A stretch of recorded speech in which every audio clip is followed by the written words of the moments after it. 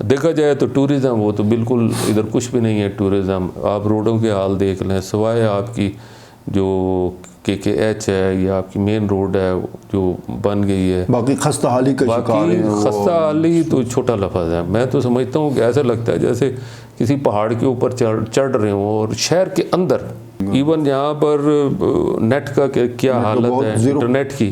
تو آپ مجھے بتائیں, خاص کر پرائم منسٹر آئے تھے ریسنٹلی, انہوں نے اعلانات کیے تھے نیٹ کا, اس کے بعد تو مزید خرابی آ گئی ہے نیٹ کے نظام. اس سے پہلے تھوڑا سا بہتر تھا. پانی کے حوالے سے آپ نے بات کی, اگر تو یہ بات کریں آپ چولستان کے حوالے سے, آپ بات یہ کریں سمجھ آتی ہے, آپ عمر کوٹ کے حوالے سے بات کریں, تھر پارکر کے حوالے سے بات کریں, جہاں بارشیں نہیں ہوتی پانی, تو سارا پانی تو یہاں سے پورا ہو رہا ہے. خواتین سے دریا کے کنارے کپڑے باندھ کے آتی ہیں, وہاں کپڑے دھو کے پھر لے کے, گلیشیئر آپ کے پگھلتے ہیں, آپ کے ادھر سے پانی جاتا ہے جو جا کے وہاں پہ کھیتوں کو سراب کرتا ہے, پینے کے قابل ہوتا ہے, اور بہت ساری چیزوں میں استعمال ہوتا ہے. تو یہ دنیا اس پانی کا استعمال کر رہی ہے, اور آپ کا اگر علاقہ اس سے محروم ہے تو میں کیا کہہ سکتا ہوں. میں تو یہی کہہ سکتا ہوں یہ بہت بڑا المیہ ہے.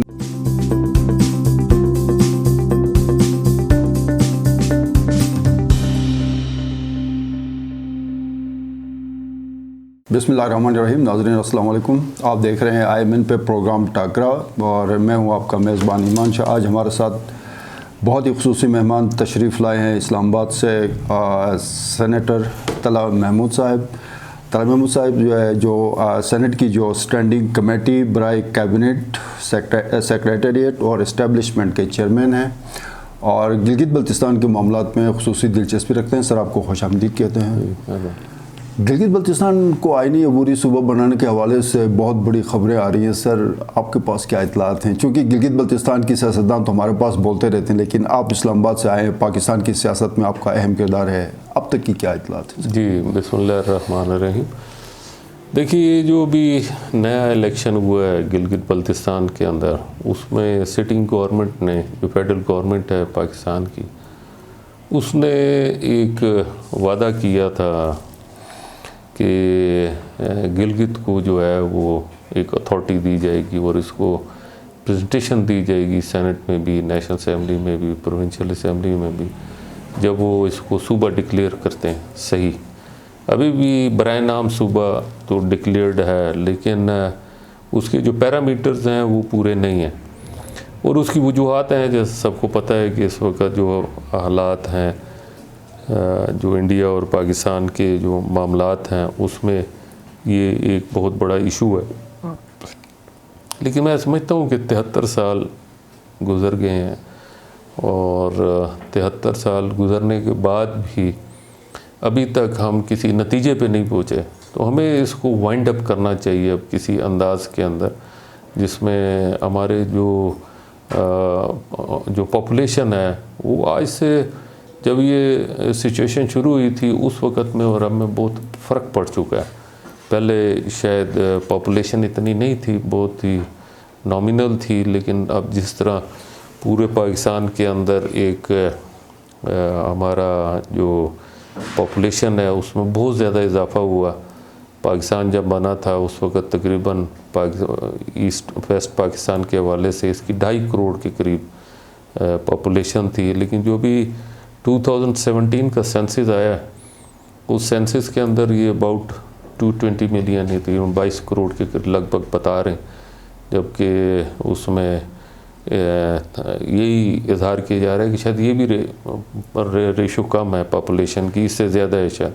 تو اسی حوالے سے جتنے پرسنٹیج وہاں پہ انکریز اسی طرح اس علاقے میں, تو اس وقت تو ہینڈلنگ ہو سکتی تھی.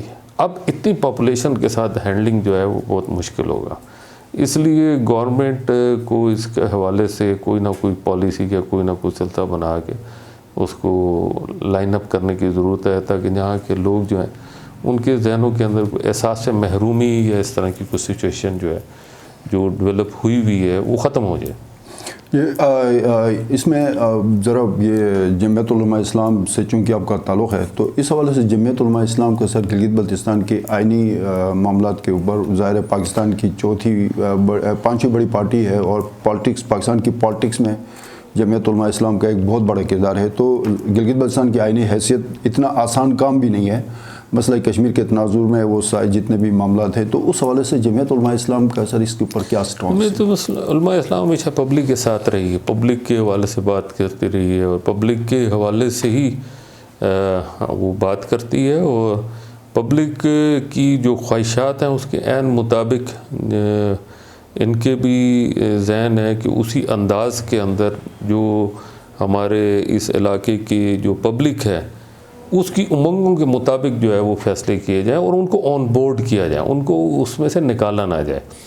اگر مثال کے طور پہ ایسے لوگوں کو پریزنٹیشن دی جاتی ہے جو ہیں تو گلگت بلتستان کے، لیکن ان کی صحیح پریزنٹیشن نہیں ہے، تو اس سے نہیں مسئلہ حل ہوگا۔ مسئلہ اس وقت حل ہوگا جب یہ صحیح پریزنٹیشن جو عوام کی پریزنٹیشن ہے اس کو آن بورڈ کریں اور اس کو ساتھ رکھ کے فیصلے کریں، کیونکہ دیکھا جائے تو یہ علاقہ بہت اہم علاقہ ہے۔ اس علاقے کے اندر جو اللہ تعالیٰ نے یہاں پر رکھی ہیں، اللہ تعالیٰ نے اپنی نعمتوں سے نوازا ہے، وسائل سے بھرپور یہ علاقہ ہے۔ ہم ہمیشہ یہ باتیں تو کرتے ہیں لیکن ہوتا کچھ بھی نہیں ہے۔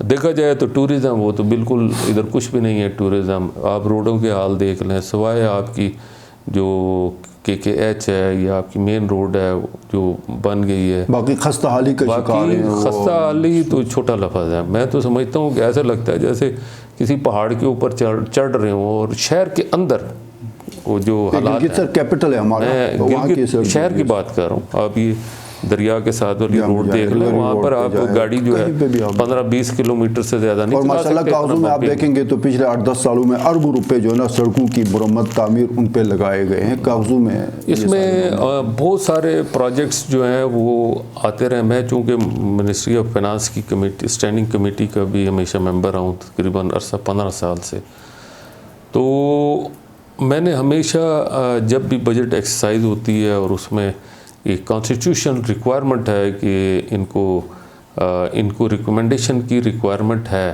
نیشنل اسمبلی کو سینٹ آف پاکستان کی طرف سے، تو سینٹ آف پاکستان کی طرف سے جب ریکمنڈیشن کے لیے اس کی انالیسس کیا جاتا ہے تو میں اس کمیٹی میں بیٹھتا ہوں، ڈسکشن فائنانس کمیٹی ہے، فائنانس کمیٹی، اس میں ہم اپنی پرپوزلز بھی دیتے ہیں اور اس کی اسیسمنٹ بھی کرتے ہیں۔ تو میں پچھلے کافی عرصے سے بہت سارے بے شمار پروجیکٹس ہیں جس میں آپ کے خاص طور پہ جو پروجیکٹس ہیں وہ واٹر اینڈ پاور کے ہیں، اور اس کے علاوہ no doubt water and power کے بہت سارے پروجیکٹس ہیں سر۔ گلگت شہر میں 18 گھنٹے کی لوڈ شیڈنگ ہوتی ہے، ابھی 3 دن ہو گئے ہم لوڈ شیڈنگ کے عذاب سے بچ کے نکلے ہیں، تھوڑا بہت 18 گھنٹے کی شیڈنگ ہوتی ہے سر۔ تو یہ بہت بڑا المیہ ہے نا، اور یہاں پر اور میں نے اگر آپ چاہیں گے تو میں انشاءاللہ تعالیٰ وہ آپ کو پچھلے سال اس کے پچھلے سال کے بھی میں بھجوا دوں گا۔ تو یہ اربوں روپے کے پروجیکٹ تھے جو میں نے سینٹ آف پاکستان سے اپروو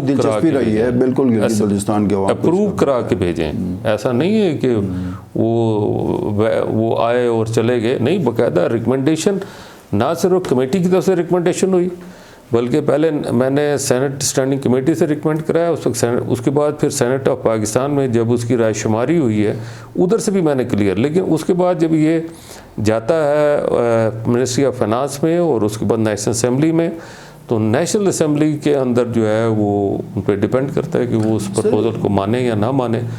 تو اس میں دیکھا جائے تو جب ہم ایک ریکمینڈ کر کے بھیج رہی ہے اپر ہاؤس ہے، اور گلگت بلتستان کے بہت سارے معاملات ہیں اور یہ بڑا سینسٹیو ایریا ہے، تو اس حوالے سے میں سمجھتا ہوں کہ اگر ہم اس جگہ پہ اگر ڈیولپمنٹ کے کام کریں، روڈوں کو ٹھیک کریں، یہاں پر باقی ابھی جیسے میں آپ سے پوچھ رہا تھا ایون یہاں پر نیٹ کا کیا حالت ہے انٹرنیٹ کی، تو آپ مجھے بتائیں، خاص کر پرائم منسٹر آئے تھے ریسنٹلی، انہوں نے اعلانات کیے تھے نیٹ کا، اس کے بعد تو مزید خرابی آ گئی ہے نیٹ کے نظام، اس سے پہلے تھوڑا سا بہتر تھا۔ اور انٹرنیٹ دیکھیں، اس آپ کی ٹورزم اس وقت تک نہیں چل سکتی جب تک آپ ماڈرن فیسلٹیز لوگوں کو نہیں دیں گے، ماڈرن ٹیکنالوجیز کے حوالے سے، جس میں آپ کا وائی فائی ہے، آپ کے ٹیلی فون کے کنیکشنز ہیں، پھر آپ کی روڈ کا کنیکشن ہے، پھر آپ کی سیکیورٹی ہے کہ آپ وہاں پر سیکیورٹی کے حوالے سے کیا چیزیں پرووائڈ کر رہے ہیں، وہاں پہ کوئی اس طرح کے مسائل نہ ہوں، تو پھر آپ کی ٹورزم انڈسٹری جو ہے ڈیولپ ہوتی ہے۔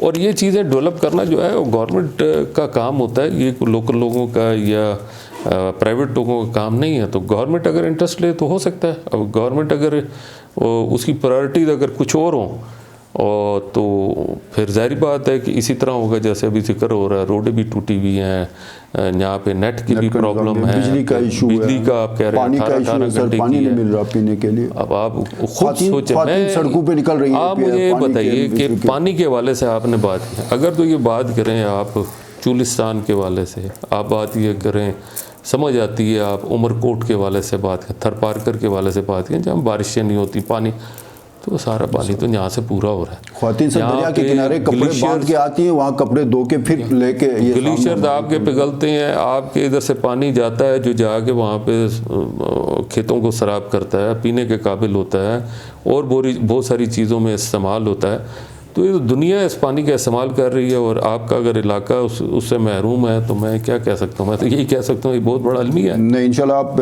آواز اٹھاتے رہیں گے. میں آپ سے یہ پوچھ رہا تھا کہ قومی اسمبلی 342 کا ایوان ہے, سینٹ 104 کا ہے, نہ قومی اسمبلی میں نہ سینٹ میں. سر طلعت محمود صاحب اس جی بی کی نمائندگی کرتے ہیں, آپ کی دلچسپی کیا ہے سر جی بی کے اندر؟ اچھا, یہ میں تھوڑا سا آپ کو کلیئر کر دوں کہ اس کا جی بی کی دلچسپی وہ تو پھر جی بی تک محدود رہوں نا. میں اس وقت ڈیرہ غازی خان میں, ابھی پچھلے دنوں میں ڈیرہ غازی خان میں تھا. ڈیرہ غازی خان میں میں کام کر رہا ہوں آپ کے بلوچستان میں. آپ خاران کا علاقہ, یہ جتنے بھی قلات ہے, مستونگ ہے, کوئٹہ ہے, پھر آپ دوسری طرف چلے جائیں ان علاقوں میں کام کرتے رہے ہیں, گوادر میں کام کرتے رہے ہیں, پھر آپ کے خیبر پختونخوا کے بہت سارے علاقے ہیں وہاں پہ بھی کام کرتے ہیں. وہاں پہ دلچسپی ہے اور یہاں پہ بھی دلچسپی ہے, اور وہ دلچسپی ہے انسانیت کی, انسانیت کے نام پہ. اور پھر یہ ہمارے مسلمان اور آپ اس وقت رمضان کے مہینے میں یہاں بیٹھے ہوئے ہیں, یہاں غریب لوگوں میں جو آپ امدادی پیکیج تقسیم کر رہے ہیں, اور یہ ایک روایت آپ کافی عرصے سے گلگت بلتستان کے اندر بھی چلا رہے ہیں ماشاءاللہ بڑے ٹرانسپیرنٹ طریقے سے, وہی انسانیت کے حوالے سے ہی ہے. تو سینیٹر طلعت محمود صاحب آپ کا بہت بہت شکریہ, آپ اسٹوڈیو میں تشریف لائے. ناظرین پروگرام آپ نے دیکھا, آپ کے فیڈ بیک کا انتظار رہے گا. اپنے میزبان ایمان شاہ کو اجازت دیجیے. اللہ حافظ.